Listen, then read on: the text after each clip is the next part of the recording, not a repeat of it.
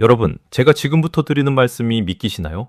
영원할 것만 같았던 애플 제국의 성벽에 아주 거대한 균열이 생기기 시작했습니다. 불과 얼마 전까지 20대 청년들의 절대적인 지지를 받으며 시장을 장악했던 아이폰의 위상이 송두리째 흔들리고 있다는 사실 알고 계셨나요? 최근 통계에 따르면 20대 아이폰 점유율이 64%에서 60%로 급락했습니다. 단순히 숫자가 조금 빠진 수준이 아닙니다. 이건 애플이라는 브랜드가 가진 신화가 무너지고 있다는 강력한 신호이자 시장의 판도가 뒤집히고 있다는 결정적 증거입니다. 제가 시장을 면밀히 분석해보니 현장에서 느껴지는 기류는 통계 수치보다 훨씬 더 심각합니다. 한때 아이폰은 단순한 스마트폰이 아니었습니다. 세련된 감성의 상징이자 그 자체로 하나의 문화였으며 Z세대에게는 대체 불가능한 정체성이었습니다. 하지만 지금 취업준비생들과 사회초년생들의 손을 한번 유심히 보십시오.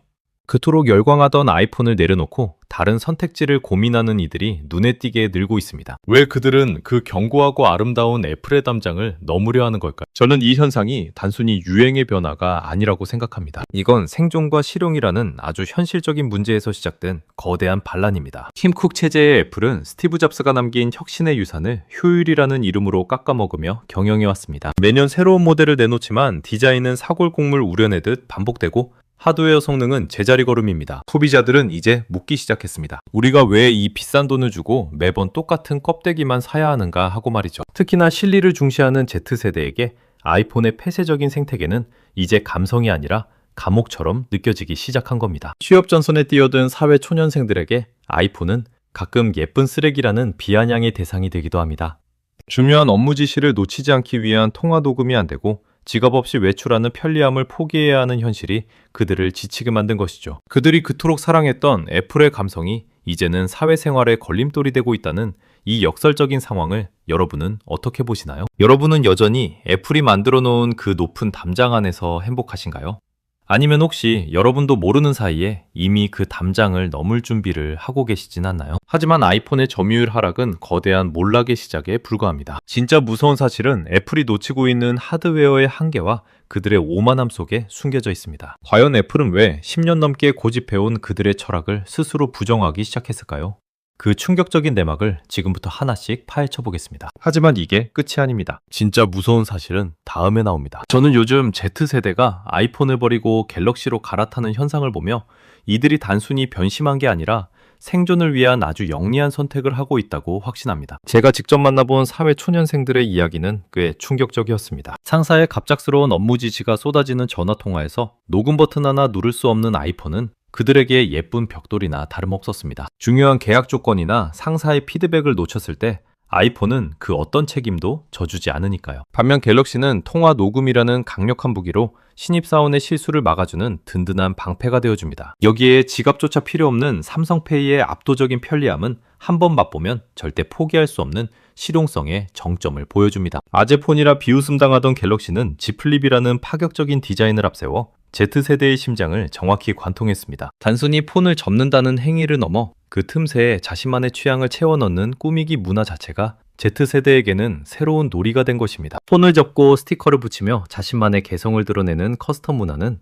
이제 아이폰의 획일적인 감성을 완전히 압도하고 있습니다. 힙하다는 기준이 남들이 다 쓰는 것을 무작정 따라가는 것에서 나만의 가치를 실용적으로 표현하는 것으로 완전히 바뀐 겁니다. 여러분도 이제는 남들의 시선보다 내 손안의 편리함과 생존이 더 중요해진 시대를 살고 있지 않으신가요?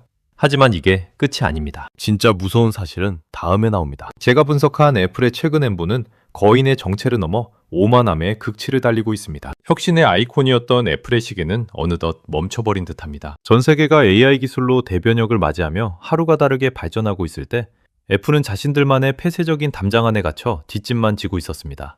AI 비서가 내 일정을 관리하고 사진을 자동으로 편집해주는 시대에 여전히 구식 기능에 머물러 있는 아이폰의 현실은 처참하기까지 합니다. 뒤늦게 AI를 외치고 있지만 이미 시장의 주도권은 삼성에게 넘어간 뒤입니다. 하드웨어의 한계는 더 심각합니다. 100만 원이 훌쩍 넘는 최신형 기본 모델에 아직도 60Hz 주사율을 고집하는 행태를 보십시오. 남들은 이미 보급형 기기에도 부드러운 화면 전환을 기본으로 제공하는데 애플은 원가 절감을 위해 수년째 사골 우려먹듯 구형 디스플레이를 쓰고 있습니다. 저는 이것이 소비자를 기만하는 애플의 오만한 경영 철학이라고 생각합니다. 기술이 없어서 안 넣는 게 아니라 그래도 살 사람은 산다는 식의 배짱 영업인 것이죠. 여러분은 여전히 애플이 쳐놓은 그 높은 담장 안에서 가스라이팅을 당하며 행복하신가요?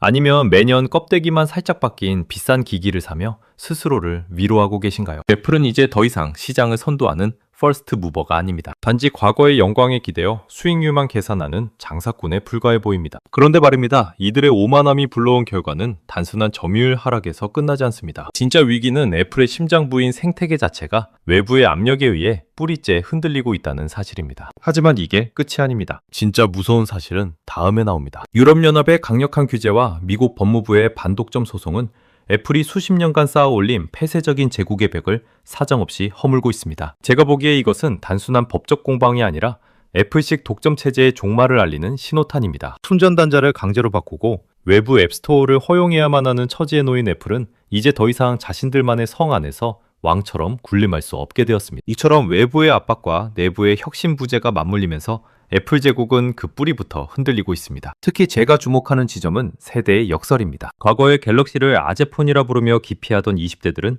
이제 실용과 힙한 감성을 찾아 삼성으로 떠나고 있는데 오히려 브랜드 이미지에 매몰된 40대들이 아이폰을 고수하는 기이한 현상이 벌어지고 있습니다. 제가 시장의 흐름을 분석하며 내린 결론은 명확합니다. 이제 삼성은 시장을 개척하는 퍼스트 무버가 되었고 애플은 그 뒤를 힘겹게 따라가는 추격자가 되었습니다. 불과 몇 년 전만 해도 상상하기 힘들었던 이 역전된 관계가 지금 우리 눈앞에서 현실로 벌어지고 있습니다. 저는 이것이 단순히 기술의 우위를 넘어선 시대정신의 변화라고 생각합니다. 한때 애플을 사랑했던 수많은 사람들이 이제는 차갑게 등을 돌리고 있습니다. 그들이 배신자가 된 것일까요?